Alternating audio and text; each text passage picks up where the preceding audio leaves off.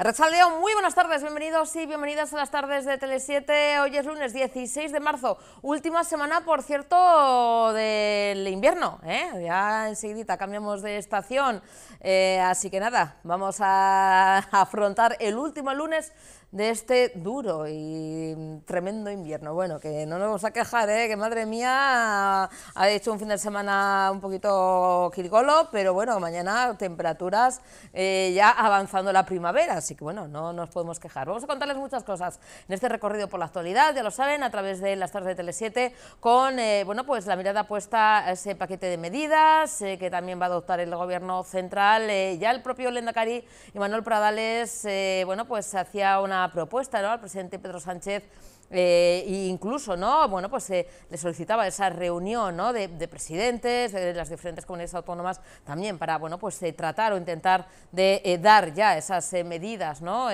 para paliar las consecuencias de ese conflicto en Oriente Medio. Y bueno, esta misma mañana en Sabin Etxea, la portavoz en el Congreso de los Diputados del Partido Nacionalista Vasco, del Grupo Jeltzale, Maribel Vaquero, pues bueno, pues ha anunciado o ha bueno, pues, propuesto 31 medidas en concreto para mitigar, ¿no?, el incremento del gasto, por ejemplo, familiar y de autónomos provocado por este conflicto, como decimos, en Oriente Medio. El Gobierno central lo va a hacer esta semana, pero bueno, ya desde el Grupo Vasco pues hacen esas propuestas para, bueno, que los ciudadanos y ciudadanas que ya estamos sufriendo ese conflicto en nuestros bolsillos, incremento de precios del diésel, de la gasolina, del transporte y demás, bueno, pues intentar mitigar un conflicto que ninguno hemos empezado, sino que, bueno, pues nos ha caído pues así, como se suele decir, venido de otra parte del mundo.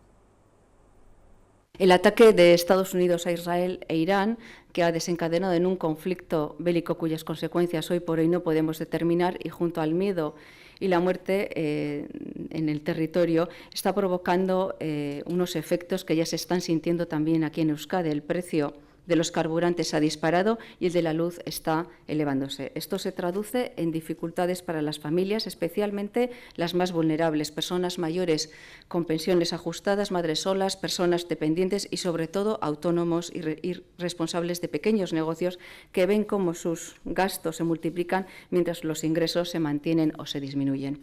Así como una afección directa a la industria motor, como todos sabemos, de la economía vasca. Por eso, en el Partido Nacionalista Vasco hemos elaborado un documento con propuestas muy concretas que este fin de semana hemos enviado al Gobierno español y que están dirigidas a mitigar ese incremento de gasto para las familias y autónomos y salvar a la industria y los puestos de trabajo. Las medidas engloban ayudas directas, bonificaciones fiscales e incluso cambios legales. Están dirigidas a sectores productivos concretos como el transporte, el sector primario y también el industrial, que afectan a miles de empleos. Os las facilitaremos tras esta rueda de prensa para que las podáis tener. Y si tenéis alguna duda en cuestión, las podríamos solventarla.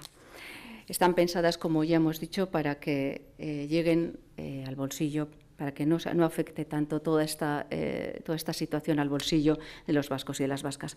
Hemos propuesto medidas que inciden en la cadena de producción para que cuando los productos lleguen al mercado el precio no se dispare. Tenemos que conseguir que llenar la cesta de la compra no sea un imposible. Tenemos también que conseguir que los autónomos que tenemos en Euskadi, más de 166.000, los miles de pequeños negocios que sostienen y que tienen cada uno de ellos una familia detrás, puedan mantener y seguir desarrollando sus negocios. Pedimos al Gobierno español que atienda y escuche nuestras peticiones y también las que ha hecho llegar el lehendakari, que entendemos razonables, pero sobre todo necesarias y urgentes. Y piensa que ahora no es el momento de cálculos políticos, que es hora de que nos remanguemos todos y todas y que acordemos las medidas que sean necesarias para salvar la industria, los puestos de trabajo y el bienestar de las familias. Son muchas las propuestas, estas son algunas de ellas, como recuperar el escudo social energético para las personas vulnerables, limitar los precios de suministros esenciales como el gas y las bombonas de butano, recuperar la excepción ibérica en el precio del gas que tras la COVID y la guerra de Ucrania permitió controlar las facturas del consumo energético, bonificaciones sobre sobre el precio del carburante para algunos sectores profesionales, como el transporte de mercancías y el de viajeros, la agricultura, la ganadería y la pesca. El aplazamiento de la cuota de la seguridad social, fundamental para los autónomos, los pequeños negocios, así como otras ayudas directas y de carácter fiscal también para los autónomos y las pymes. Además de todas las medidas energéticas que favorecen la competitividad y los empleos en el sector industrial.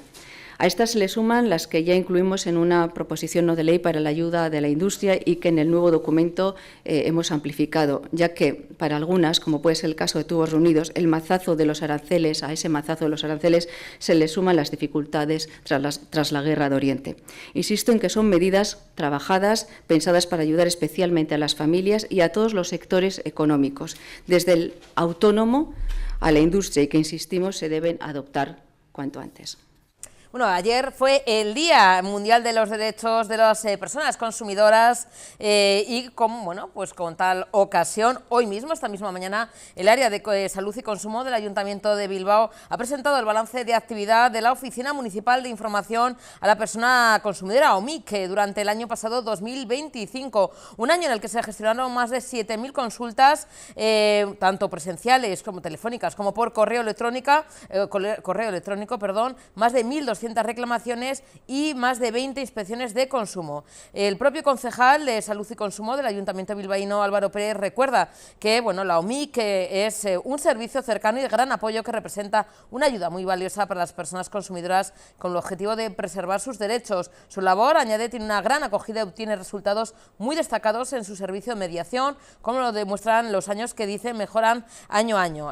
Hablan también, en este balance del año pasado, 2025, de algunas de las reclamaciones, más, vamos a decir, que en el top, los sectores objeto de reclamaciones, los que más reclamaciones tienen por parte de los consumidores y consumidoras.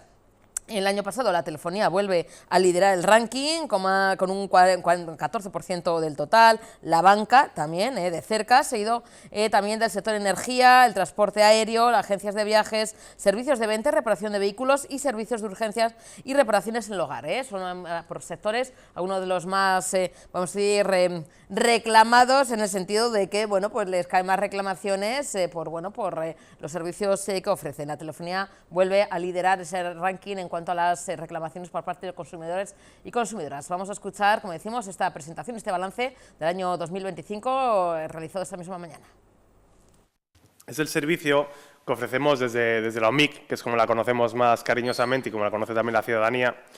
Tiene una misión muy clara, que es preservar los derechos de las personas consumidoras de Bilbao.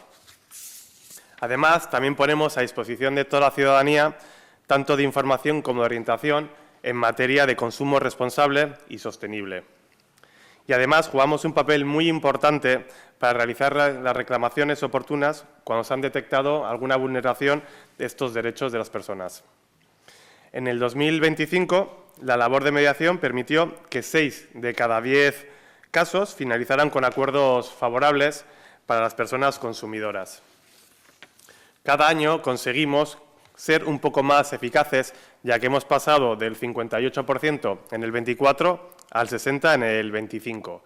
Así que vamos a ir cada año mejor, incrementando ese porcentaje de conseguir dar respuesta a esas reclamaciones que nos llegan por parte de la ciudadanía.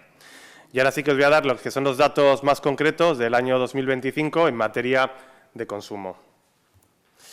Las consultas atendidas en el 2025 por la OMIC ha sido un total de 7.023 consultas atendidas, de las cuales 3.468 fueron de forma presencial en la calle Esperanza, 575 por correo electrónico y 2.767 por vía telefónica. Y en todo el año lo que hemos llevado a cabo son 1.286 reclamaciones y 21 inspecciones de consumo respecto a las reclamaciones. Como viene siendo habitual, prácticamente todos los años siempre tenemos nuestro top 10, digamos, de diferentes reclamaciones, pero siempre prácticamente los mismos servicios. Como años anteriores, el servicio que más reclamaciones recibimos, con un total de un 14%, es el del sector de la telefonía, que principalmente está relacionado con la facturación. Luego tendríamos, este año como novedad, hemos pasado el sector de la banca que ocupaba normalmente el sexto o el séptimo puesto, ha pasado al segundo lugar, con un 13% del total. Y en este caso sí que me gustaría parar y destacar que desde la OMIC se han mediado en 135 expedientes relacionados, sobre todo principalmente con gastos hipotecarios o con financiación de compras, y se ha podido recuperar 51.603 euros para las personas consumidoras, lo cual hemos evitado que esas personas tengan que llegar a tribunales para recuperar su dinero. Y es que son esos 51.603 euros que le pertenece a cada bilbaíno o bilbaína que han hecho reclamaciones y gracias a la OMIC pues están en sus bolsillos, que es donde tiene que estar ese dinero. El siguiente sería la energía, con un 10%, Barkatu. Y aquí también suele ser por un tema de facturación o un cumplimiento de contrato o por una lectura estimada que al final no se corresponde a la realidad. Luego habría un doble empate, que sería entre la agencia de viajes y el transporte aéreo, con un 7%. En el caso del transporte aéreo se han hecho un total de 61 reclamaciones y se ha recuperado 26.211 euros. Como decía antes, 26.200 euros que correspondía a la ciudadanía bilbaína y que ha sido devuelto. Y en la agencia de viajes, que representa otro 7%, en este caso suele ser sobre todo el tema de cancelaciones o retrasos de los vuelos, o incluso cuando coges un alojamiento de que tú has mirado por internet o te han ofrecido de una categoría y cuando llegas a destino pues no corresponde a la categoría que tú habías contratado. La siguiente reclamaciones en orden de prevalencia serían los servicios de venta y reparaciones de vehículo, que supone un 5%, y esto sobre todo es por el tema de la garantía. Es verdad que cada vez el incremento de precios de los coches nuevos, pues eso, está incrementando el precio y la gente está tendiendo a comprar coches de segunda mano. Y estos vehículos de segunda mano también tienes derecho como consumidor, y es que tienen mínimo la garantía de un año. Y en muchas ocasiones no se están cumpliendo ese mínimo de garantía y son las reclamaciones que nos llega a la OMIC y es desde donde las tramitamos. Y ya por último, en el apartado referido a servicios de reparación de urgencias en el hogar, pues también clásico de me deja la llave dentro, no me abre la puerta o un electrodoméstico no me funciona, pues llamamos a que nos vengan a hacer ese apaño o ese arreglo y nos encontramos luego con una factura pues bastante abusiva, por no decir otro término, cuando ha sido que igual te han ido el electrodoméstico y te ha dicho pues no funciona, tienes que comprarte otro, pero la factura te la dan. Pero es que desde la OMIC también hacemos otra serie de inspecciones, consecuencia también a las reclamaciones tramitadas y otras acciones que llevamos a cabo, que en este caso será mi directora Ana Collía, la que hará la exposición de las otras acciones que se llevan a cabo por parte de la OMIC. La OMIC no solo es para poder hacer reclamaciones, sino también para poder formar e informar y educar en los centros escolares de tener un consumo responsable y sostenible. Y por ello, por último, sí que me gustaría pues, hacer un reconocimiento expreso a la labor que realizan las personas que desempeñáis y lleváis a cabo el día a día de la OMIC. Su extraordinaria profesionalidad viene avalada año tras año por una buena acogida por parte de la ciudadanía, que además de los servicios de la OMIC que presentamos, porque como sabéis regularmente realizamos encuestas de satisfacción por el servicio y los resultados son siempre muy satisfactorios. Es más, me acaban de pasar una notita ahora que el 95% de las personas que han utilizado el servicio lo valoran como muy útil y lo recomendarían tanto a sus amigos y familiares. Y un 95% para otros sí que es muy favorable, es un porcentaje muy alto y estamos la verdad que muy orgullosos de poder contar un servicio como la OMIC en nuestra propia ciudad. Pero también destacan la valoración más positiva es la atención telefónica. Ya no son solo por la información que se da, sino también por el corto periodo de tiempo que te tienen en espera, porque muchas veces igual solo llamas para informarte, porque igual o no te corresponde lo que estás solicitando, o simplemente por una información más básica, porque luego evidentemente puedes atender y puedes ir físicamente a la OMIC en la calle Esperanza, con un horario de 8:30 a 2 en invierno y a 1 en verano, donde es atendido sin cita previa, que eso también es muy valorado por la ciudadanía, que no haya cita previa. Y por eso, gracias a la dedicación y a la calidad de trabajo de todo el equipo, podemos asegurarnos que contamos en nuestra ciudad con un servicio de información y de asesoramiento en materia de consumo de primerísimo nivel. Y quisiera terminar mi intervención insistiendo un año más que el día dedicado a las personas con los derechos de consumidores es un compromiso a tener siempre en cuenta, no solo por la Administración, sino por toda la ciudadanía, porque estos derechos se tienen que preservar todo el año, todos los días, todos los meses. Porque es una labor que todos y todas tenemos que desempeñar, ser personas que consumimos de forma responsable y sostenible, pero siempre tenemos que saber cuáles son los derechos y las obligaciones que nos corresponden como ciudadanos. De total de estas actuaciones, 15 se marcaron en 3 campañas programadas por Kontsumobide, mientras que las 6 restantes se llevaron a cabo en base a reclamaciones tramitadas desde la OMIC, la mayoría referidas al sector de la hostelería. Además de las tareas de mediación e inspección, una parte muy importante de la función que desempeña la OMIC es la labor de formación y educación sobre consumo responsable y sostenible. Una tarea enfocada de forma especial a las personas más jóvenes, con el propósito de facilitar conocimientos y concienciar sobre hábitos de consumo responsables, ya que es la manera más segura y eficaz de construir una sociedad comprometida con prácticas de consumo que prioricen la sostenibilidad del sistema. En ese sentido, en el 2025 se mantuvieron las acciones de formación y educación en los centros escolares, con talleres como el Circuito Educativo Consumo Responsable y Sostenible, dirigido a centros públicos y concertados de Bilbao. Este año han participado en estas actividades 1.655 estudiantes de 29 centros escolares. También se desarrollaron los talleres sobre seguridad alimentaria que se complementaron con la visita al laboratorio municipal, esto dirigido al alumnado de la rama sanitaria de bachillerato. En esta visita, este año participaron 17 centros de enseñanza y 391 alumnos. Finalmente, un año más, se representó la obra de teatro Eseres, para estudiantes de primaria con edades comprendidas entre los 3 y 6 años en euskera y en castellano, a la que asistieron 690 alumnos y alumnas de 8 centros educativos. Bueno, y estamos de celebración porque cumplen ni más ni menos que 30 años, 3 décadas, el Metropolitano Hockey Club de Bilbao. Lo cumple además, creo, si no me equivoco, hoy mismo, pero ha sido un fin de semana este pasado pues muy especial, de aniversario, con, por supuesto, partidos, con encuentros deportivos, pero también me imagino que con homenaje, porque estar al pie del cañón, mirar hacia el futuro, por supuesto, con muchos objetivos importantes, pero también viendo cómo es esa evolución y fomentando la cantera y el hockey en línea de base, pues es una labor que por supuesto queremos ensalzar y celebrar, como decimos, estos 30 años. Tenemos al otro lado al presidente del Metropolitano Hockey Club, Ibai Aranzamendi. Ibai, buenas tardes, Arratsaldeon. Buenas tardes, Susana, ¿qué tal? Bueno, Ibai, gracias por atendernos cuando es un lunes muy especial de aniversario, porque, bueno, realmente, no sé si el cumple es hoy mismo, Ibai.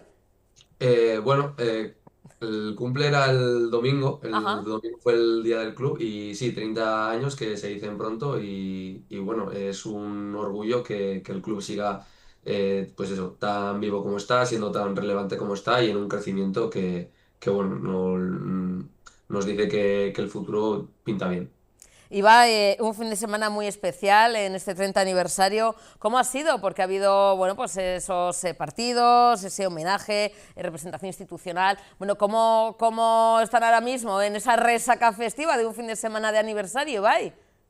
Bueno, pues la verdad que muy contentos con cómo se ha dado todo, no solo en la parte deportiva, que ambos equipos élite pudieron ganar sus partidos delante de toda la afición, delante de una grada prácticamente llena, sino que, pues bueno, también el cómo salieron los reconocimientos, cómo salió el día del club que fue ayer, ya te digo, y muy contentos con todo, con la participación de la gente, con los actos que fueron emotivos, con la recopilación de fotos que hicimos de los 30 años de historia. No sé, todo la verdad que fue muy bueno, un buen fin de semana y que pone broche a esos 30 años, pero que no nos quedamos ahí, que seguimos trabajando para que esto vaya a más.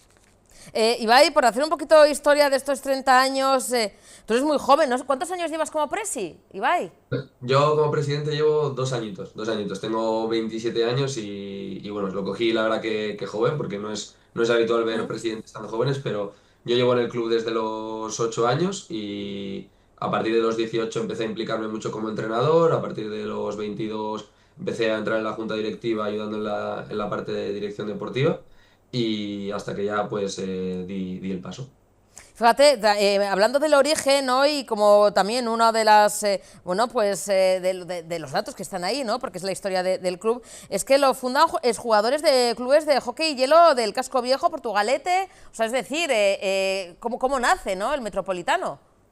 Sí, bueno, pues nace eso en el 96, fruto de la desaparición de las pistas de hielo de aquí de Bilbao, que los jugadores de hockey hielo pues querían seguir jugando al deporte que les gustaba y pues empezaron debajo del puente de Deusto como un grupo de amigos a practicar el deporte que les gusta, pero en esta ocasión con patines en línea.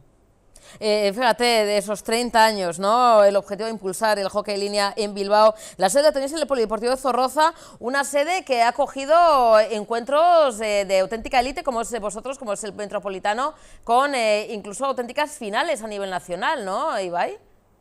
Sí, sí, sí, una pista bueno, que se construyó para el Mundial de 2007, o sea que puedes imaginar el nivel de partidos que llegó a albergar ese año, pero luego también año tras año pues albergamos partidos de élite nacional. Este año albergamos también por primera vez partidos de élite femenina, que nuestro equipo ascendió a Primera División también. Y año tras año también intentamos ser relevantes. Este año organizamos la Supercopa. Al final tenemos unas instalaciones de las mejores del estado, que bueno, nada más que buenas palabras hacia el Ayuntamiento de Bilbao y a Bilbao Quirola por ella. Y bueno, pues hay que aprovechar esas instalaciones y poner el nombre de Bilbao en todo lo alto. Claro, Ibai, hablamos de estos 30 años, un aniversario que está ahí, pero que cuesta llegar, porque, oye, pues sois de los veteranos como club y, bueno, mirando un poquito a esos primeros años, hablábamos, ¿no?, del origen y también la evolución del deporte en sí. ¿Ha cambiado mucho el hockey en línea a nivel estatal?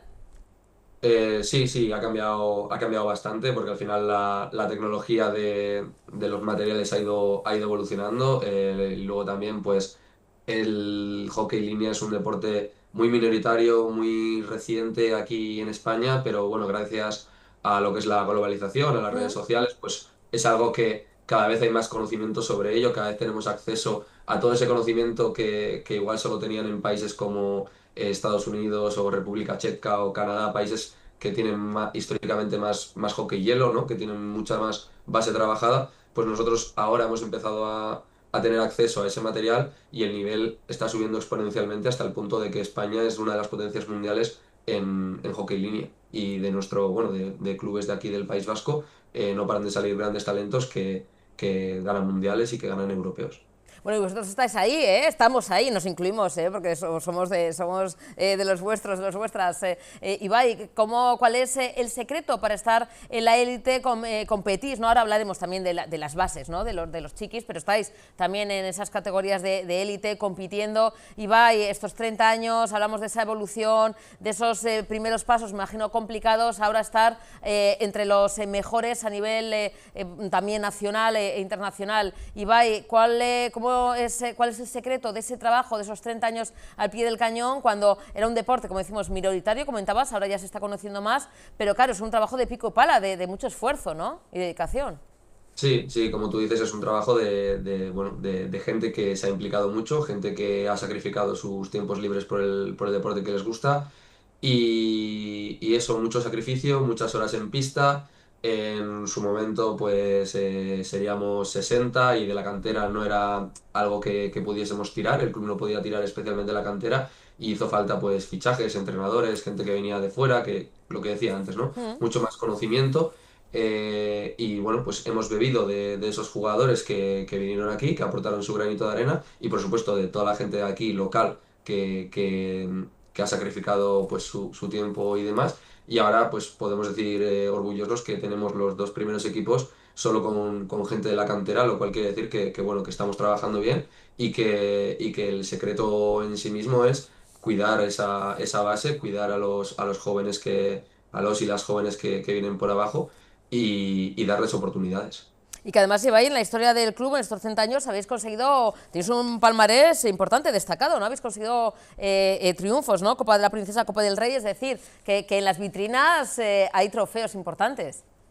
Sí, sí, hay cosillas. La verdad que no somos uno de los equipos, de los clubes más laureados a nivel nacional, pero sí es verdad que nos mantenemos siempre en los más altos niveles y compitiendo, como tú dices, compitiendo por Copas del Rey, el año pasado llegando a un playoff de liga, tenemos también en femenino ganamos una Liga Plata, en toda esa ascensión que ha tenido el equipo femenino desde jugar solo Liga Euskadi a estar ahora en Primera División Nacional, pues hemos ido pasando por Liga Plata, por Liga Oro.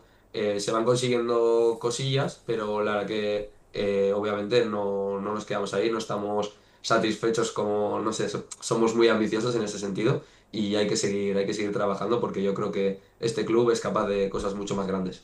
Claro, trabajando para estar ahí en la élite, pero también trabajando, como decíamos, en la base, ¿no? En la cantera, en la formación. ¿Cómo es el trabajo con los más jovencitos? ¿A qué edades, tú empezaste también muy joven, Ibai, a qué edades empiezan ya a interesarse, a qué edad empezáis ya a tener a los primeros chiquis para poder formarse poquito a poquito, ¿no? Me imagino que al principio quizá como a modo juego, y luego ya, pues bueno, ese trabajo, como decimos, con esos futuros jugadores y jugadoras.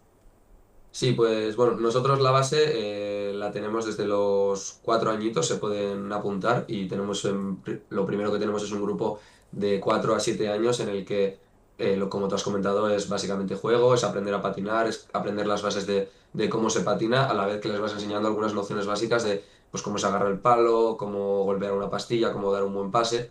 Pero sí, especialmente nosotros, el trabajo que hacemos en la base es primero una captación a través del patinaje, a través de también extraescolares de patinaje en colegios o dando exhibiciones de vez en cuando. Y ahí es donde, pues bueno, esos jóvenes deportistas que les gusta patinar se interesan y dicen, bueno, hay algo más que patinar y esto puede engancharme tal. Y la verdad es que en cuanto lo prueban y están 1 o 2 meses, les suele gustar mucho. Y ya después, pues obviamente, a partir de los 8 o 9 añitos, empezamos a meterles un poquito más de caña, empiezan a jugar partidos, empiezan a ver otras cosas que ya es cuando de verdad les termina de enganchar porque ven lo bonito de este deporte, lo vibrante, lo emocionante que es, lo rápido que es y bueno, al final eso es lo que hacemos.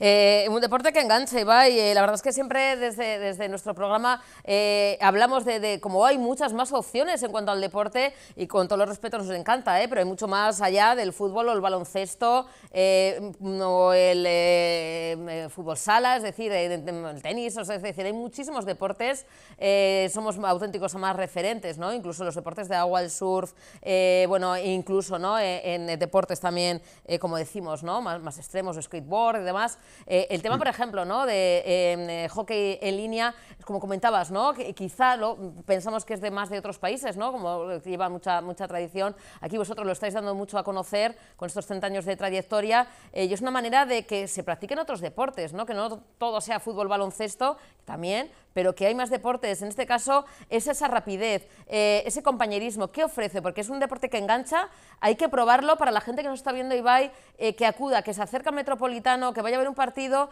y que luego es que se va a enganchar porque tiene muchos beneficios también, ¿no? Este deporte.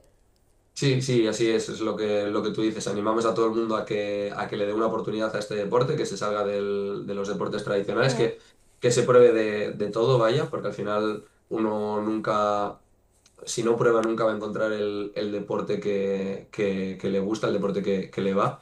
Y sí, animamos a cualquiera que venga y que descubra el hockey en línea, que engancha y que de verdad es un deporte que es muy bonito de ver y que tiene cosas muy beneficiosas como pues bueno, lo que es el equilibrio y un montón de beneficios físicos, pero luego también que tienen unos valores que igual en otros deportes no puedes encontrarlo, como es el respeto igual al cuerpo arbitral, el respeto al rival, que siempre pues hay ese saludo antes de empezar el partido, ese saludo al finalizar, ese respeto, lo que ocurre en la pista se queda en la pista, a pesar de que somos cada vez más jugadores, pues al final ese respeto siempre está ahí y es un deporte muy, muy noble.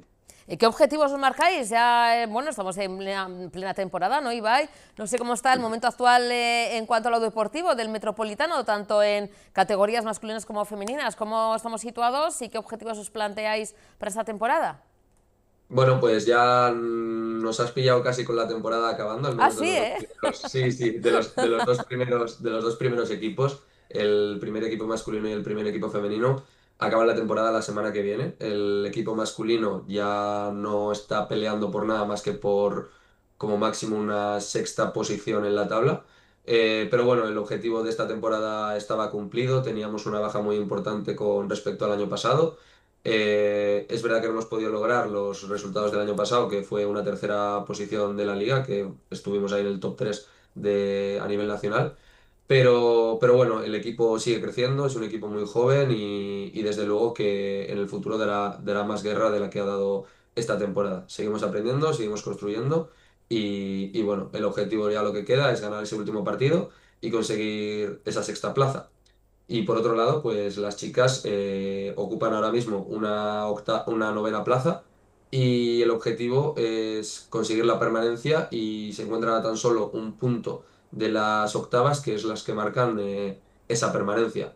A falta de una jornada, pues dependemos de ganar nosotras nuestro partido y de que las rivales no ganen su partido. Así que, bueno, hasta última hora no lo sabremos, pero iremos allí a competir como es debido y a demostrar pues todo lo que han crecido estas chicas, que lo demostraron este último fin de semana con esa victoria sobre un rival a priori que lleva muchos más años afianzados en lo que es la liga, en lo que es el nivel de la competición. Y bueno, pues les conseguimos ganar y todo con un buen juego y la verdad que muy contento con estas chicas. Hombre, ese empuje, esa garra de nuestras chicas. Ahora termina la temporada entonces, ¿y qué? Ibai, ¿no? Pues termina la temporada muy prontito. Es que estamos, bueno, casi terminando el mes de marzo. Toca preparar la siguiente, hay descanso, preparáis otras competiciones. Pues en el caso de los primeros equipos habría un descanso hasta que llegue la pretemporada, pero lo que es para el club no termina aquí la temporada, porque ahora es cuando empiezan pues el tema de los campeonatos de España, que hay que clasificarse a ellos, hay que ir preparándolos. Estamos clasificados a los campeonatos de España de categoría Levín, de categoría juvenil, de categoría junior y de categoría sub-20. Entonces, bueno, ahí hay un trabajo que realizar, los entrenamientos seguirán. Ya te digo, la mayoría de estos jugadores de los primeros equipos son muy jóvenes, entonces una gran mayoría de ellos estarán participando en esos campeonatos. Y luego pues quedan también por cerrar las ligas autonómicas, las ligas Euskadi y alguna que otra fase de ascenso para intentar meter algún equipo más en ligas nacionales. Pues Ibai, mucha suerte a la gran familia del Metropolitano, que son, como decimos, una auténtica familia, por otros 30 y 30 y 30 y 30 más, a seguir sumando, soplando velas, y lo contaremos aquí en las tardes de Tele7. Ibai, Soriona, para ti, toda la gran familia, todo el equipazo, y nos vemos cuando queráis. Un besín. Eso es, un saludo, muchas gracias.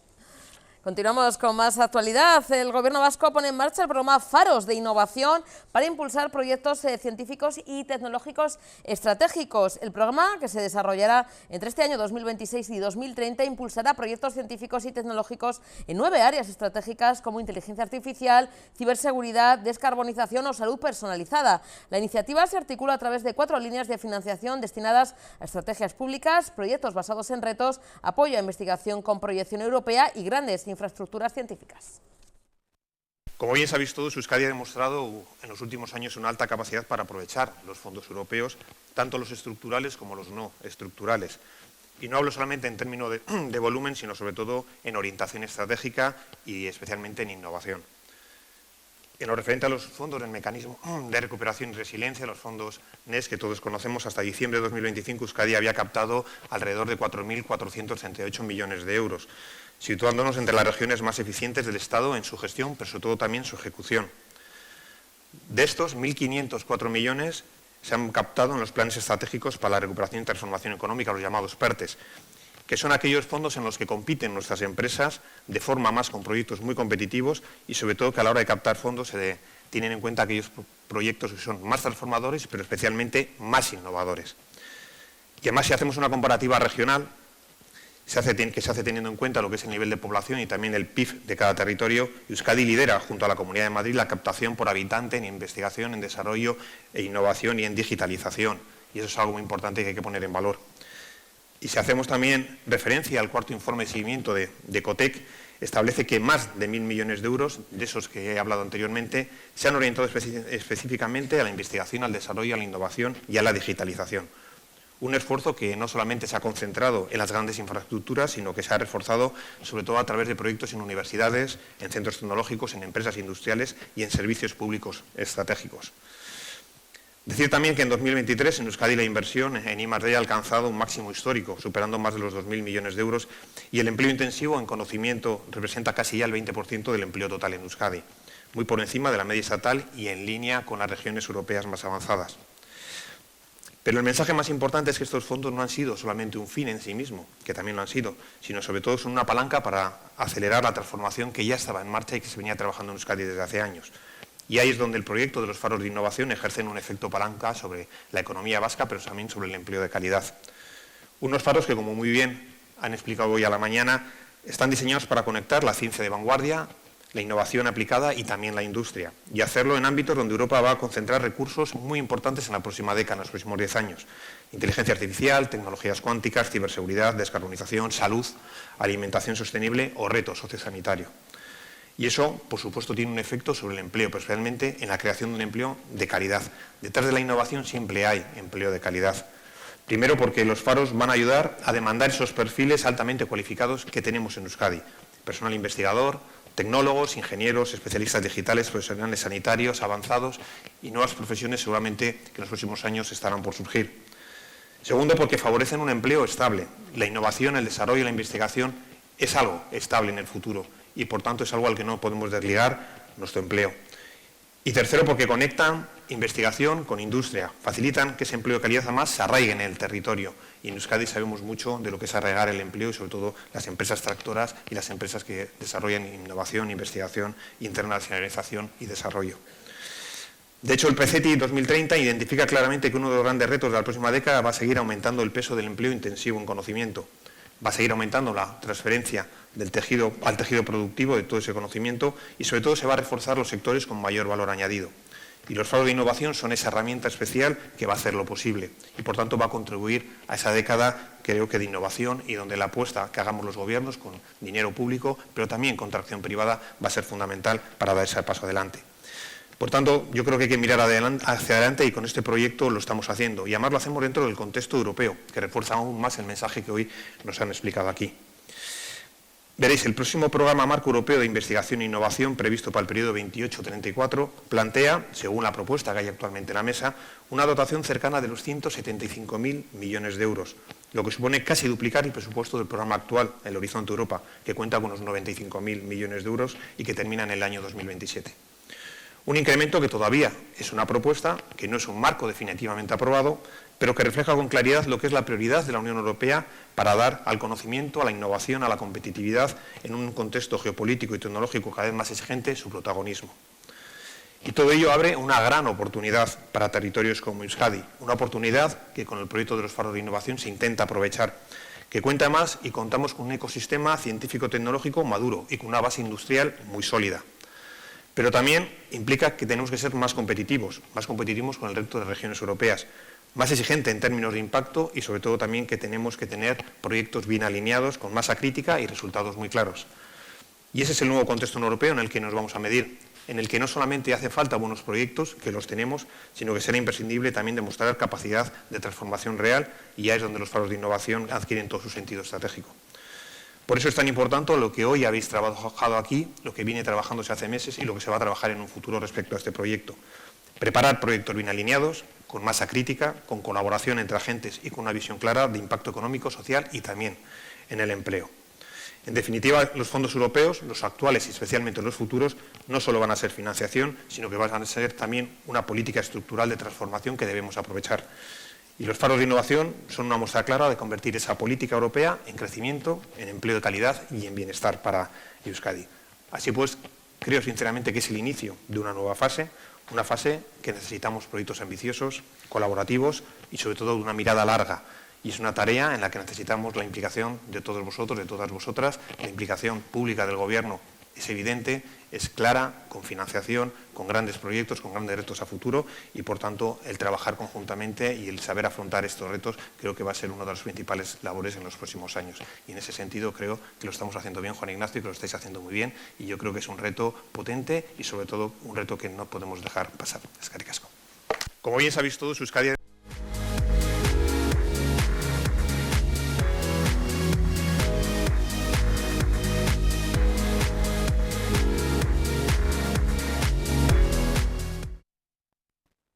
Bueno, en nuestra sección sobre emprendizaje e innovación conocemos la historia de una plataforma que utiliza diferentes tecnologías como la inteligencia artificial para hablar de agricultura sostenible, conectando agricultores, cooperativas e incluso próximamente empresas agroalimentarias. Damos la bienvenida a un auténtico emprendedor, un ejemplo, además que deja su Argentina natal para venirse a territorio vasco para seguir pues haciendo lo que mejor sabe, que es eso, emprender y utilizar su saber para ayudar pues a los que más también lo necesitan, en este caso al sector agroalimentario, agricultores y agricultoras. Gonzalo Berrone, buenas tardes, bienvenido.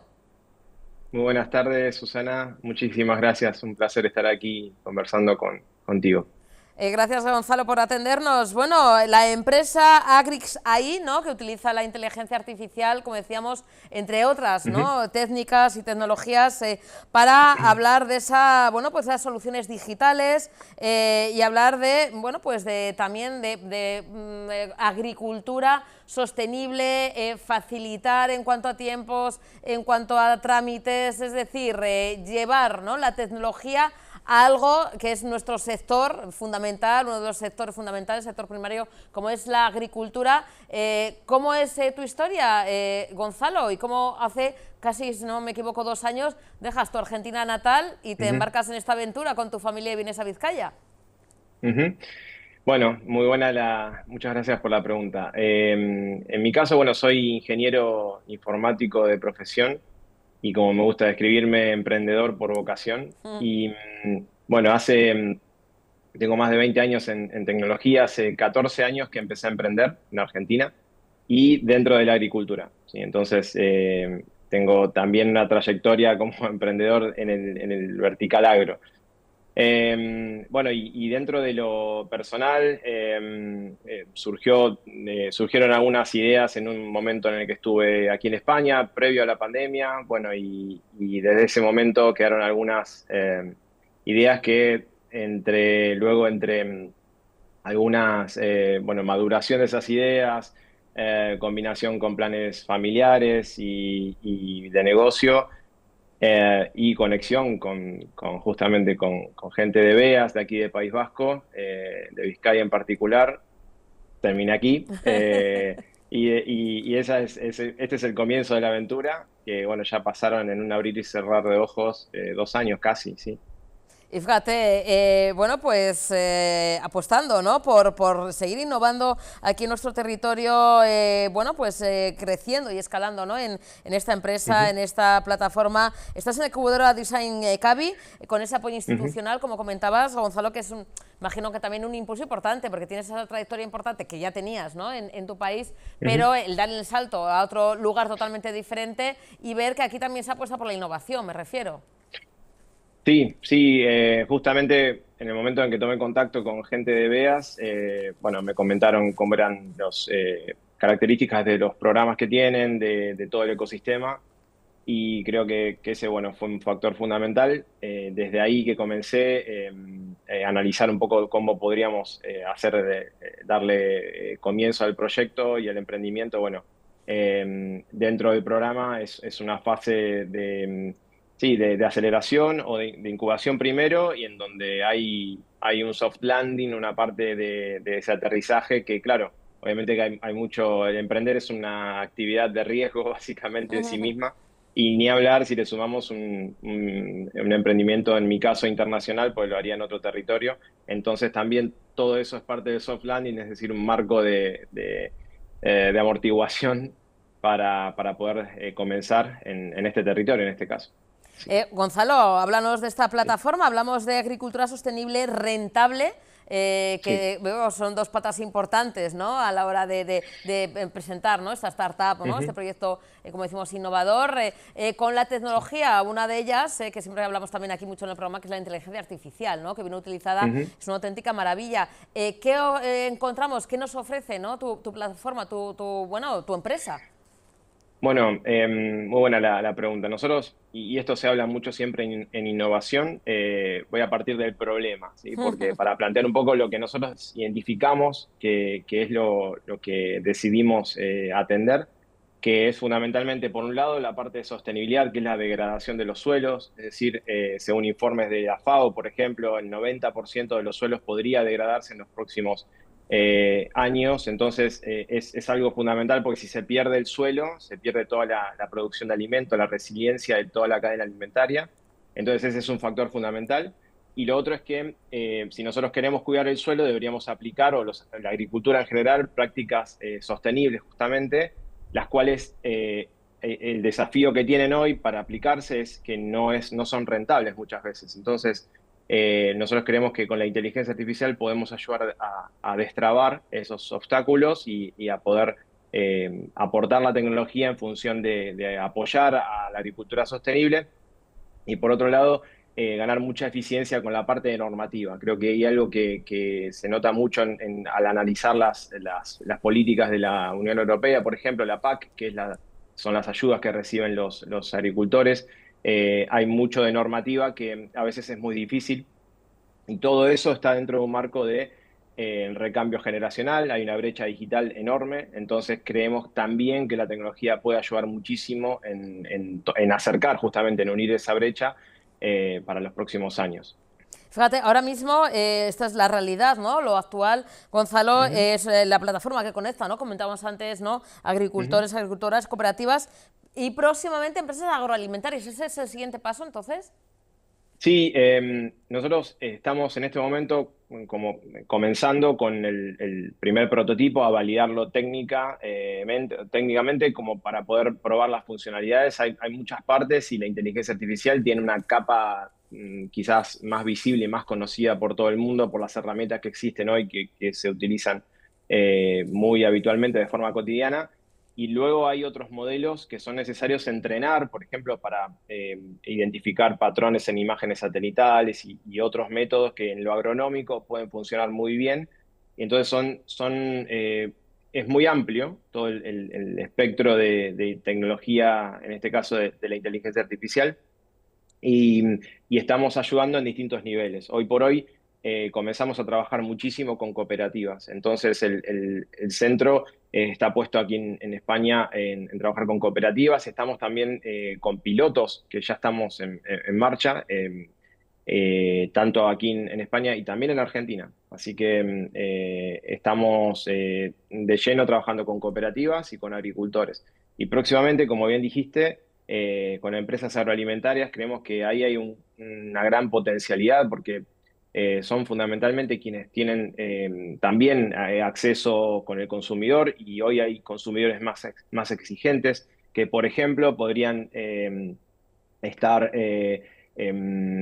llegando programas de agricultura regenerativa, que son los que habitualmente se utilizan para implementar estas prácticas con impacto en lo medioambiental. Entonces también es un eslabón que estamos mirando de cerca, y es una potencialidad para el futuro también empezar a encarar y a mirar esos programas con ellos. La idea también que sea algo global, cometas a nivel estatal, a nivel también, ¿no? de tu país natal, Argentina, pero que sea algo también que se extienda, ¿no? A otros lugares. Sí.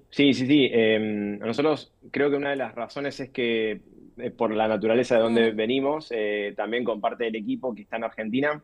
En mi caso, como comentaba al principio, ¿no? Con la experiencia en emprender, la experiencia en tecnología y sobre todo en tecnología en la agricultura, creemos que ese entendimiento, esa experiencia debería poder ayudar en estos territorios y con una mirada global desde ya. ¿Sí? Gonzalo, podemos decir que también, bueno, pues esta empresa, ¿no? Esta plataforma, hablamos de estos modelos de inteligencia artificial que predice, ¿no? Como comentabas, ese impacto ambiental y económico, es algo bastante novedoso, es decir, no sé si existe algo similar, pero tan, bueno, que ayuda a agricultores, cooperativas, luego también a empresas, es decir, algo que sea también a nivel global, no sé si te consta, pero es algo bastante novedoso, ¿no? La tecnología, la inteligencia artificial aplicada, como decimos, a un sector, bueno, el sector primario, uno de los sectores más tradicionales, como es la agricultura. Sí, a nivel estadística, y te puedo decir con informes que salieron recientemente, la agricultura está lejos de ser digitalizada y lejos de la aplicación masiva de la inteligencia artificial. Es decir, hay otros sectores en donde se está aplicando de forma masiva. y la agricultura no es uno de ellos. O sea, eso por un lado. Entonces, si nos enfocamos en agricultura, hay otras empresas que están haciendo, que tienen herramientas, por supuesto, de inteligencia artificial. Lo que vemos es que hay dos extremos, básicamente. Hay herramientas que quizás son un poco rígidas o difíciles de utilizar, y por otro lado, consultoría, que a lo mejor es la parte más artesanal. Entonces, nosotros encontramos un lugar en donde queremos ubicarnos para poder traer la tecnología de una forma muy amigable para el usuario, ¿sí? Para tanto para un agricultor como para un técnico en una cooperativa, es decir, que no sea necesario ser experto en tecnología para poder utilizarlo, que sea de una forma muy amigable, pueda utilizarse y que toda la complejidad que existe detrás no se note de cara al usuario final. Que esa complejidad la notéis vosotros, que sois los expertos, ¿verdad, Gonzalo? Y puedo decir que hay muchísimo detrás. La verdad es que le ponemos mucho esfuerzo en poder diseñar y crear esta herramienta, que a su vez tiene muchos componentes y que al grado de innovación en el que estamos hoy, las iteraciones son muy rápidas. En general, lo que llevaba a lo mejor meses, ahora tarda semanas, entonces todo se está acelerando mucho y eso también tenemos que poder traducirlo, porque en definitiva esa aceleración que existe, que es exponencial a nivel mundial y se ve en otras industrias quizás, de nuevo, en la agricultura no son tan rápidas y nosotros también eso es algo que conocemos muy bien por la experiencia que tenemos en aplicar tecnología en el rubro agricultura en Argentina, por ejemplo, que son parte de una secuencia, de una velocidad alineada con el ciclo de la naturaleza, porque en definitiva es un ciclo biológico que hay que respetar. Entonces los momentos en donde se pueden probar las tecnologías ya naturalmente y desde el momento cero tardan meses, que es, por ejemplo, en el periodo que tarda en crecer un cultivo. Entonces, cualquier herramienta va a necesitar específicamente que transcurra ese tiempo para poder medirse. Y bueno, por eso lo digo que hay tiempos que deben respetarse, que deben cuidarse y esperar, tener paciencia, porque conocemos muy bien la agricultura y lo que queremos es poder, como decía al principio, ¿no? Traducir toda esa complejidad, toda esa aceleración y adaptarla lo mejor posible a la agricultura, que es donde estamos trabajando. Claro que sí, Gonzalo, pues enhorabuena, gracias de verdad por dar ese salto, ¿no? Dejar maravillosa tierra, ¿no? Tu tierra natal Argentina, qué bueno que está ahí, que quizá vuelvas, pero bueno, que aquí estás bien asentado con tu familia, así que gracias por traer todo ese conocimiento, esa sabiduría a nuestro territorio y lo dicho, enhorabuena por esta herramienta tan necesaria y eficaz para nuestros agricultores y agricultoras. Un beso enorme, Gonzalo, de verdad, gracias por entrar en directo. Muchísimas gracias. Por favor, a ustedes, es que ricasco. Un besín.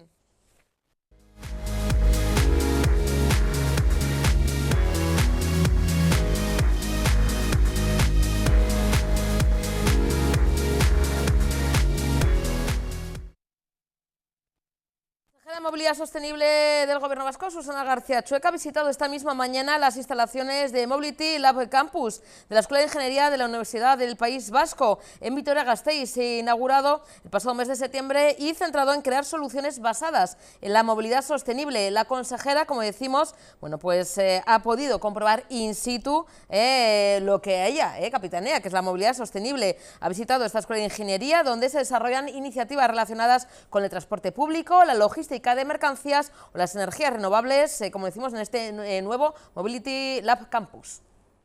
En estos momentos en los que vemos cómo la independencia energética, pero también de talento y tecnología, es estratégica para cualquier país.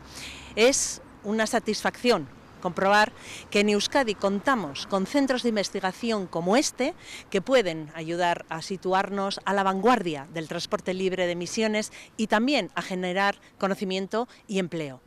Hoy hemos comprobado que no solamente las instituciones estamos centradas en tener los elementos necesarios para una movilidad más sostenible, sino que tenemos empresas y centros de conocimiento como el Mobility Lab, campus de la Universidad del País Vasco, que pueden ayudarnos a convertir el desafío que tenemos como sociedad en un lugar de oportunidades. Bueno, continuamos en las tardes de Tele7 y ya lo tienen que ir apuntando en su agenda, en el calendario, en su teléfono, donde quieran, porque este mismo sábado 21 de marzo, que mejor que ya recibir la primavera que acudiendo a una proyección, la serie Producto Local en el Kultur Etxea de Leioa, el auditorium, de manera gratuita, 7 de la tarde, este sábado, planazo. Damos la bienvenida para conocer el recorrido de nuestro producto local, de nuestra serie favorita de Ezkerraldea, de nuestra margen izquierda, a su director, Jaxa. Buenas tardes, bienvenido.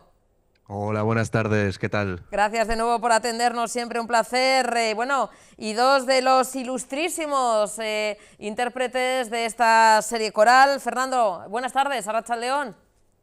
Buenas tardes, Arratsaldeon. Gracias por atendernos. Estoy aquí en un parquecillo que he salido de currar ahora.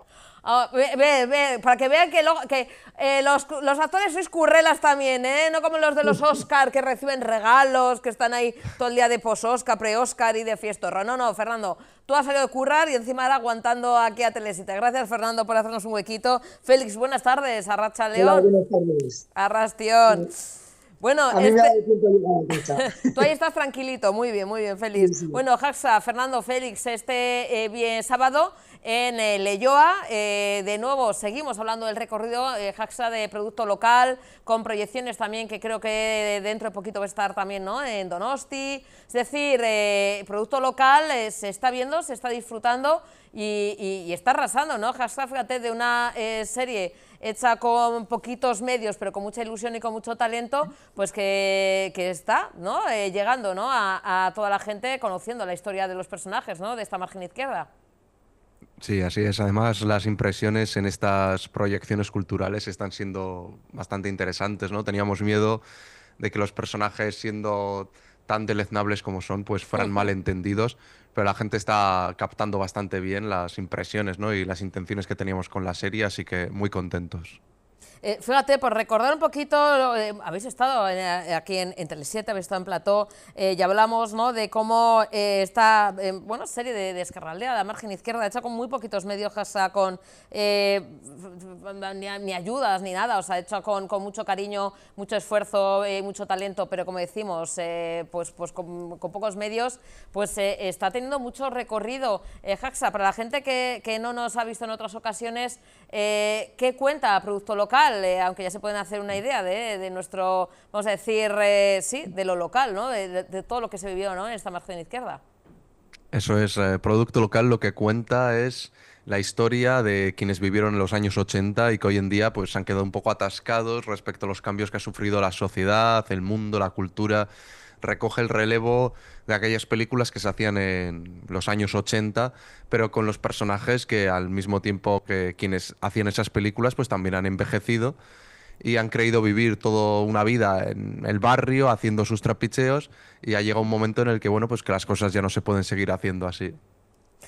Hay mucha realidad, hay, sí, mucha crítica social, trasfondo social, pero también hay humor. Fernando, fíjate, ahora que está arrasando este fin de semana que se ha estrenado Torrente, podríamos decir que es nuestro, no sé si Torrente, a ver, hay diferencias, pero podríamos decir que también a veces lo social triunfa contado de una manera, pues, cómica, ¿no, Fernando? Bueno, no sé si tan cómica como lo de Torrente, ¿no? Pero yo no me quiero comparar al Torrente de la margen izquierda, pero bueno, ahí lo dejo. Si hace ¡Tú eres otra más película. guapo! Hombre, gracias.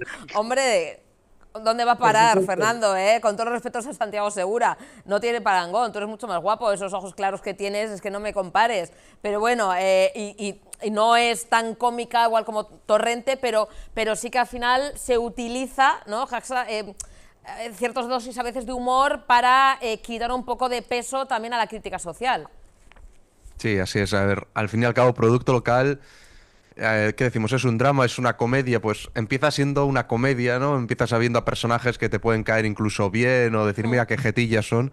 y se va perturbando al igual que los propios personajes, ¿no? A medida que la pobreza entra por la ventana, pues empiezan a suceder cosas y lo que parecen unos personajes un poco macarrillas, pues pasan a ser bastante desagradables, ¿no?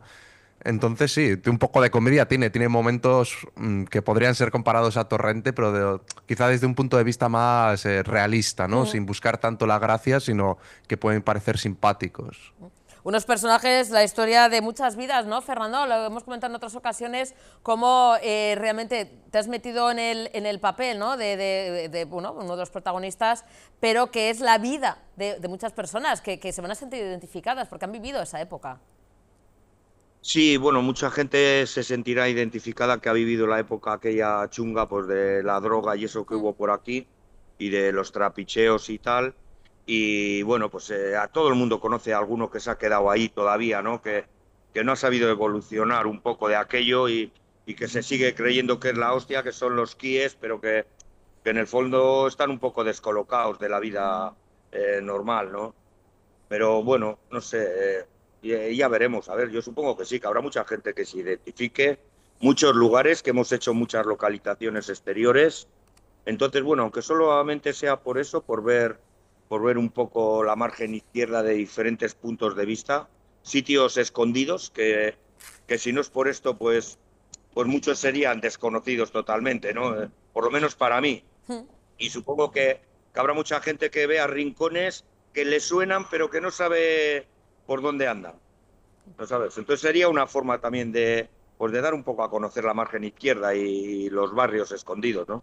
Claro que sí, nuestro territorio, nuestro entorno, Félix, y nuestros actores, porque Félix, en tu caso, lo hemos comentado en otras ocasiones, como el resto, pues sí, algunos no habéis hecho quizá nada o pocos pinitos, ¿no? En esto de interpretar, ¿no? De salir en una serie.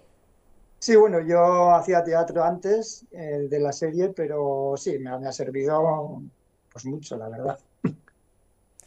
Félix, ¿cómo recuerdas esos rodajes? En un principio, si no me equivoco, ¿no? Producto local, corrígeme si me equivoco, iba a ser un largometraje, pero al final, ¿no? Por también, ¿no? Problemas, pandemia y demás, bueno, pues ha sido una serie, ¿no? De capítulos. Félix, ¿cómo recuerdas tú las grabaciones? Pero imagino que sean también largas, intensas, hay diferentes localizaciones de margen izquierda. Mucho tiempo, porque desde que ensayamos hasta que empezamos a rodar, pasó mucho tiempo. Como dices tú, estuvo por medio de la pandemia, gente que había dejado, que empezó al principio, tuvimos que buscar gente nueva para seguir con la serie. Bueno, sí, tuvo su miga, sí.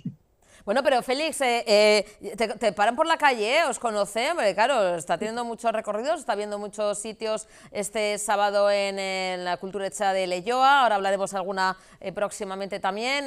Félix, ¿te reconocen o al final también os metís tanto en el personaje que nos conocen? Mi personaje es el sacerdote, no sé si te ha comentado Jaxi. Y pues, hombre, igual te pide confesión cuando vas por la calle, ¿no?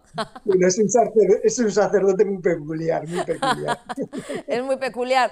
Muy diferente a ti, ¿no, Félix? Me imagino que por lo opuesto, ¿no? Sí. Que es lo bueno también, ¿no? Poder meterte en la piel de otra persona totalmente diferente. Jaxa, este fin de semana en Leioa, ¿dónde vais a ir próximamente? ¿Vais a ir a Guipúzcoa, si no me equivoco? Sí, también estamos haciendo este tipo de proyecciones culturales, ¿no? En Donosti, en una pequeña sala, se llama La Inversa, y ahí estamos pues moviendo un poquito, ¿no? La perdiz, como quien dice, para que a nivel local se pueda ver mientras intentamos aterrizarlo, ¿no? Pues que al fin y al cabo es como todo, ¿no? Que fuera de la gran industria Hollywood o gran industria del cine, pues es muy difícil aterrizar las cosas y lleva casi tanto tiempo hacerlas como luego aterrizarlas, ¿no? Por lo que estamos viendo. Pero, ¿cuál es la idea, Jaxa? ¿Cuáles son un poquito los siguientes pasos, además de estas proyecciones? Como decimos, de manera gratuita, no sé, llevarlo a algún festival, ¿cuáles son un poquito los próximos pasos? Porque, claro, es una serie, ¿no? Con mucha calidad, que aquí apostamos desde el minuto cero por vosotros, que hemos tenido, que ya sois como nuestra familia, pues no puede quedarse ahí, ¿no? O sea, tiene que seguir creciendo, me refiero. Claro, en festivales la estamos rulando ya y, por ejemplo, para la edición de este año no llegamos a tiempo, pero para la siguiente edición en Seriesland, que es un festival de series que lleva a cabo en Bilbao, pues estaremos presentes, lo hemos llevado a concurso. Y también estamos hablando con productoras para poder llevar esta serie pues, a plataformas, a cadenas, que como te digo, pues estamos en ello, pero es un proceso que para el ciudadano de a pie es muy, muy, muy lento, ¿no?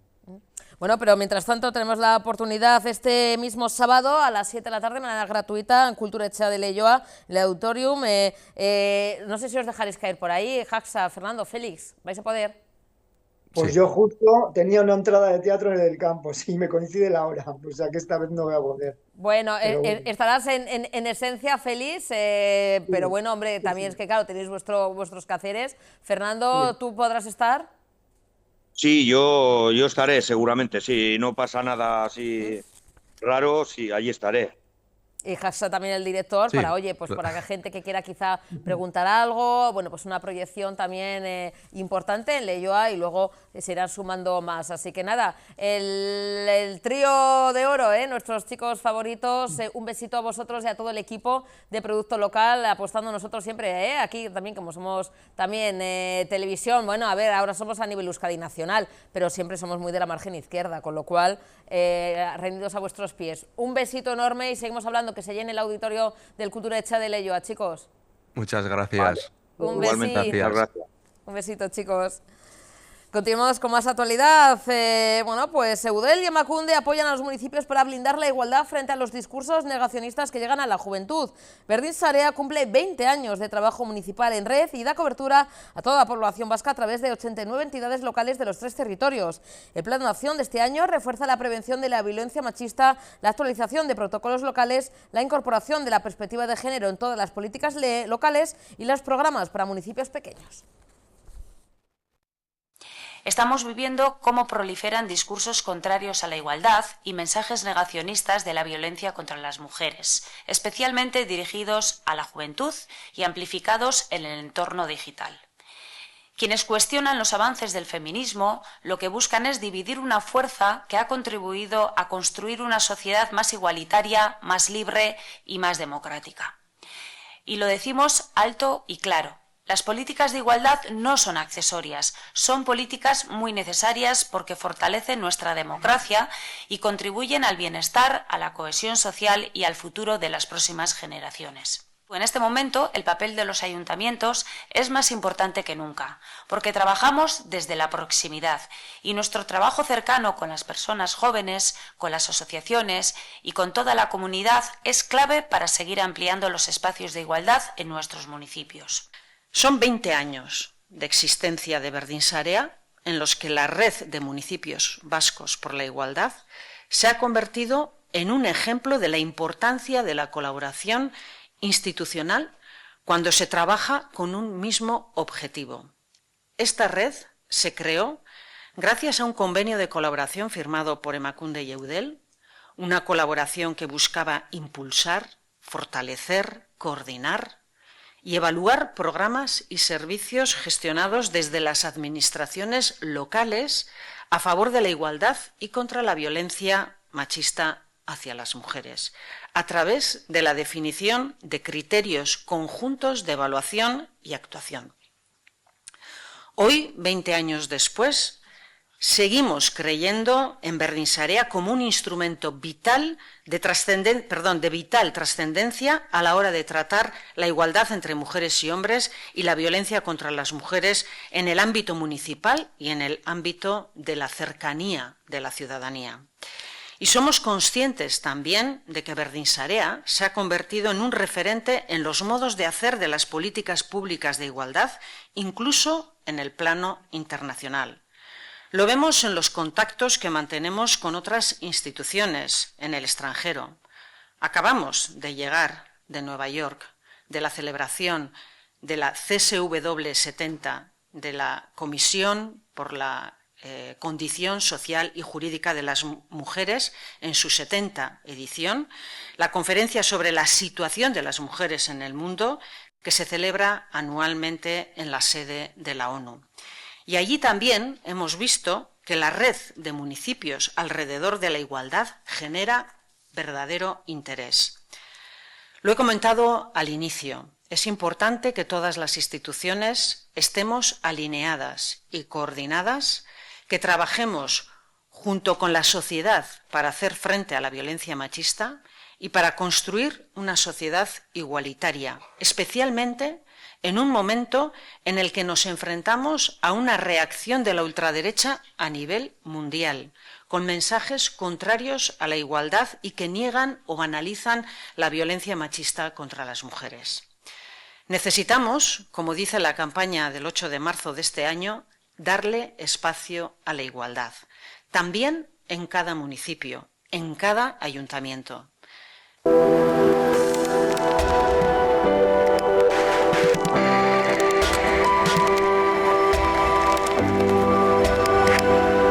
Espacio subvencionado por el Departamento de Cultura y Política Lingüística. Bueno, dentro de nuestra sección Agur Fakes queremos aclarar lo que sí es y lo que no es. A ver, les explicamos. El mensaje, Osakidetza quiere enviarte comunicaciones por WhatsApp. Bueno, este SMS del Servicio Vasco de Salud es real y forma parte de un nuevo servicio suyo. Pero ojo, porque Osakidetza, el Servicio Vasco de Salud, está enviando estos SMS pidiendo acceder a un enlace para aceptar o rechazar la posibilidad de recibir comunicaciones por WhatsApp. El link redirige a la página web oficial, ahí está la clave oficial, de Osakidetza, que es osakidetza.euskadi.eus. Repetimos, osakidetza.euskadi.eus, que anuncia que han lanzado un servicio de mensajería a través de WhatsApp donde pueden recibir información relevante para el cuidado de nuestra salud de forma ágil, cómoda y accesible. De acuerdo con el manual, para recibir las comunicaciones de Osakidetza en WhatsApp, debemos aceptar el consentimiento a través de un formulario web o llamada con respuesta interactiva con nuestro número de teléfono.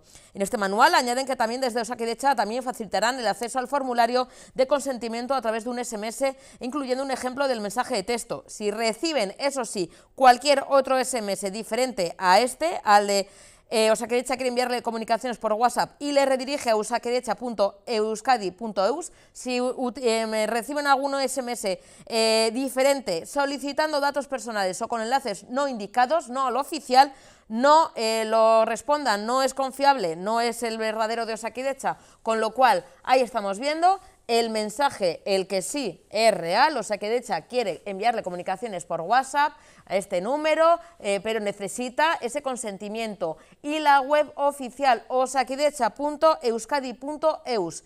Cualquier otro SMS pidiendo datos personales, cualquier otro dato, y no sea la página oficial, no pinchen, no confíen. Este sí es el verdadero, es el real. El resto son fraudulentos. Y hablando de fraudes, la Ertzaintza y la Guardia Civil alertan de la venta de entradas falsas para la final de la Copa del Rey. Y es que tanto la Guardia Civil como en este caso la Ertzaintza han alertado de la venta de entradas falsas para la final, como decimos, de la Copa del Rey de fútbol en Sevilla, tras la denuncia en concreto de un aficionado. Según explican en un comunicado ambos cuerpos de seguridad, la víctima encontró un anuncio en una web de compra-venta en la que se ofrecían entradas para el partido que disputarán la Real Sociedad y el Atlético de Madrid el próximo 18 de abril y decidió realizar una transferencia con el importe que le solicitaban.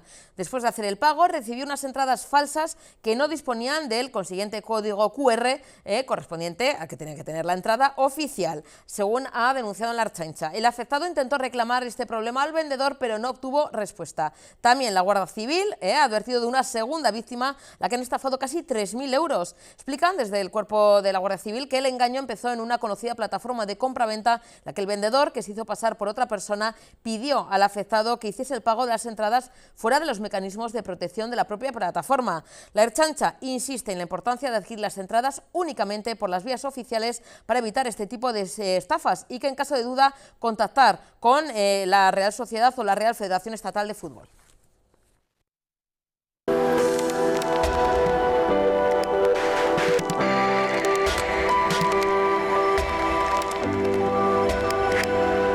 Espacio subvencionado por el Departamento de Cultura y Política Lingüística. Bueno, y este sábado se conmemoraba el Día Mundial de la Endometriosis, una enfermedad crónica que afecta aproximadamente a 1 de cada 10 mujeres en edad fértil y que, sin embargo, sigue siendo poco conocida y en muchos casos infradiagnosticada. Para contarnos todos los detalles tenemos al otro lado y le queremos agradecer que esté con nosotros a, Santi Díez, responsable de la unidad de endometriosis del Hospital de Cruces. Mejor dicho, doctor, ¿no? Doctor, buenas tardes, Arratsaldeon. Hola, doctor. En edad fértil y que, sin embargo, sigue siendo poco conocida y está diagnosticada. Para contarnos todos los detalles, hemos seleccionado y le queremos agradecer que esté con nosotros a Santi Díez, responsable de la unidad de... Sí. Hola, doctor Díez, buenas tardes. Hola, buenas tardes. Doctor, para que la gente se haga una idea, porque el sábado era el Día Mundial de la Endometriosis, ¿qué es exactamente esta enfermedad y cuándo puede aparecer? ¿A qué nos estamos refiriendo?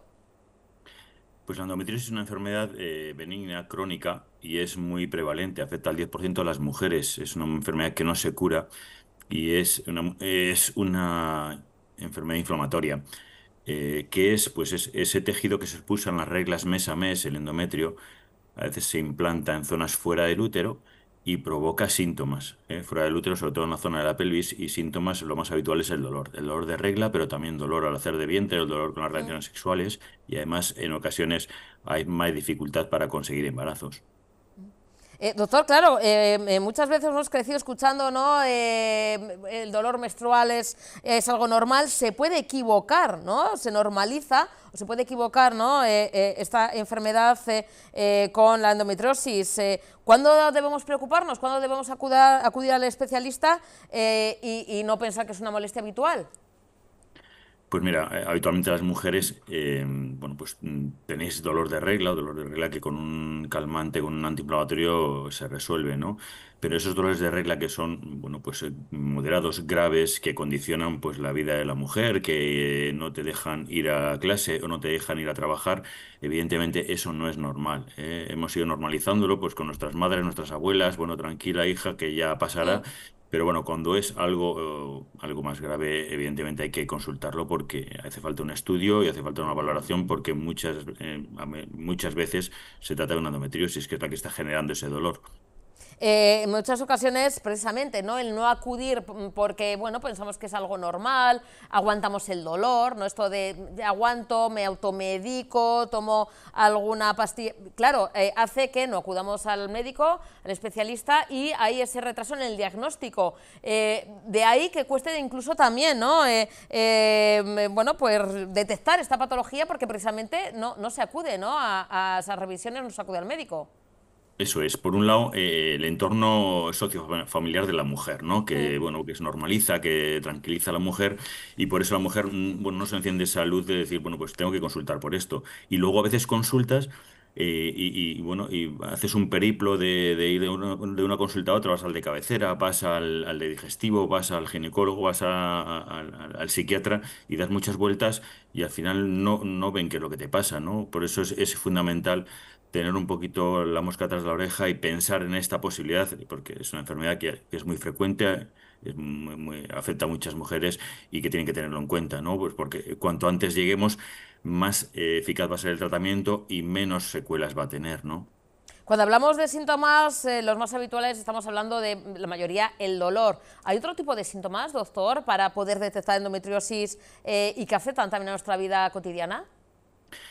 Lo más habitual es el dolor, los distintos tipos de dolor que te he comentado, Susana. El dolor con la regla, hacer de vientre, con las relaciones sexuales. En ocasiones también, cuando la enfermedad afecta a lo que es el músculo del útero, puede haber también pues, sangrados anormales. Y el problema de la infertilidad, ¿no? Que en ocasiones dificulta conseguir embarazos, ¿no? Doctor, afecta, decíamos los datos, ¿no? A una de cada 10 mujeres en edad fértil. En cuanto a edades, ¿hay más prevalencia a partir de 30, 40? Puede ser también en edad, cuando las primeras reglas, en edad adolescente, ya desarrollar esa endometriosis. ¿A qué edades un poquito se puede desarrollar esta enfermedad?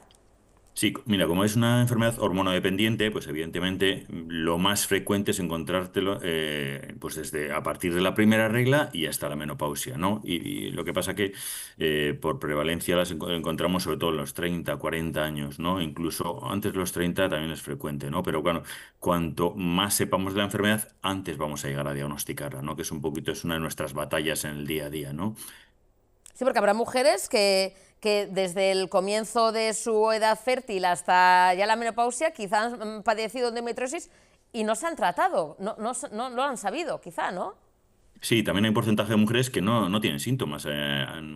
Bueno, han recorrido su vida con dolor de regla Ajá. leve, que lo han llevado bien, se han quedado embarazadas, no han tenido problemas para tener hijos y han llegado pues por otro motivo y se ha diagnosticado la enfermedad. Esas igual son las menos problemáticas, ¿no? Es más problemático cuando condiciona mucho tu calidad de vida y te hace que vivir sea muy difícil, ¿no?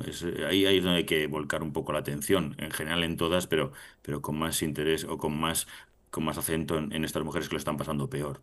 Doctor, además de, bueno, del consiguiente, bueno, pues dolor, ¿no? Y esa merma en la calidad de vida, ¿no? Viviendo, pues eso, ¿no? Con esos dolores, normalizando algo que no tiene que ser normal, ¿no? Estar con dolor y con problemas. Pero si no se trata, si estamos hablando de estos años, ¿no? En que se padece esta enfermedad y no se trata, ahora hablaremos, ¿no? De tratamientos, de avances, pero si no se trata, puede conllevar, no sé, algún otro tipo de problema, se puede agravar y derivar en otra patología o se queda ahí, doctor.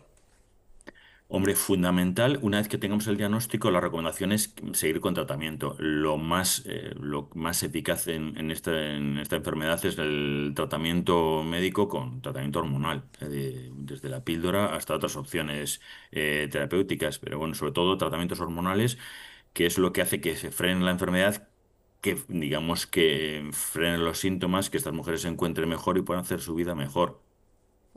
Pero si no se trata, porque se desconoce, porque no se acude al médico, ¿podría derivar en otro tipo de problema, en algún tipo de cáncer de útero o algo similar, doctor?